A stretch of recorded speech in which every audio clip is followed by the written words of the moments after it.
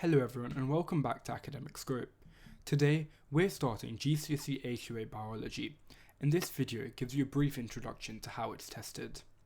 This is one of the three sciences that you're tested. So, the exam style.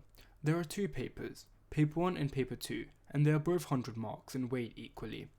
Both of them are 1 hour and 45 minutes, and they test questions that vary from 1 mark multiple choice to 6 mark long extended response. Since there are 100 marks and just over 100 minutes, many people would think you spend a minute per mark, but I do not think this is correct, and we'll go on to these timings in a second. I think you should attempt the 1 and 2 markers as quickly as possible, and you should not be spending 1 minute on multiple choice questions. Less than 10 seconds should be spent.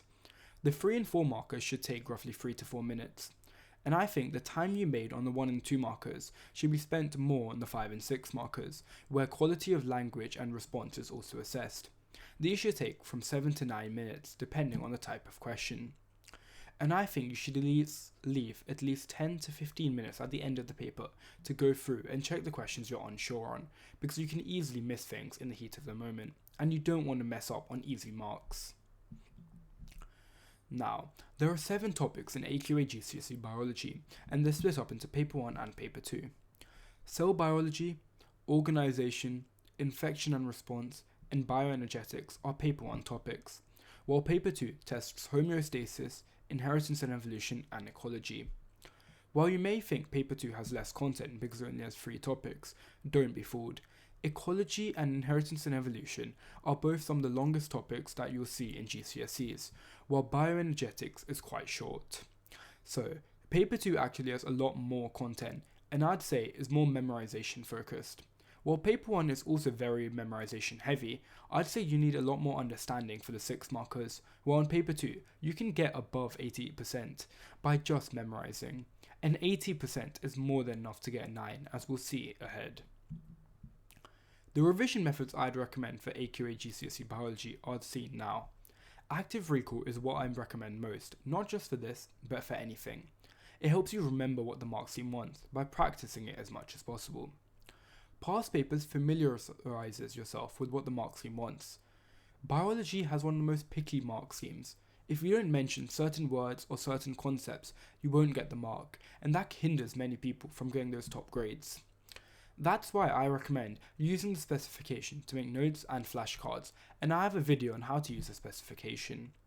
I am also in the process of making a website with detailed notes that are specification focused for not just biology, but for every subject, and is coming in a few weeks. I would also recommend go over previous topics after finishing them. Once you finish cell biology and organisation, you might tend to leave them until GCSEs, but I'd recommend every few months going over them and doing a past paper with topic questions on them, as it helps active recall. It helps you remember them and not forget. And topic questions are some of the biggest things I recommend.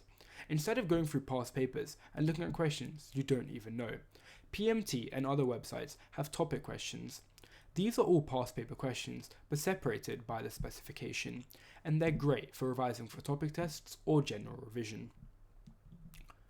Now, these are the 2024 AQA GCSE grade boundaries for Biology Higher and Biology Foundation. For those aiming for grade 8s and 9s, you might see that's not as high as you might think.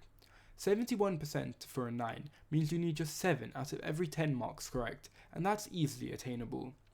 You only need 24% for a pass, but at this channel we are not aiming for just a grade 4.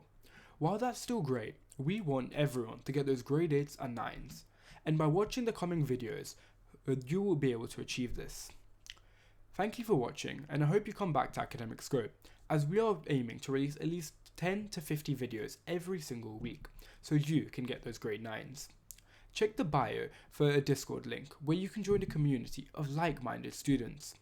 We share queries, you can talk with people that have completed GCSEs, we go through past paper questions, and go through them live on calls on Discord. Thanks for watching.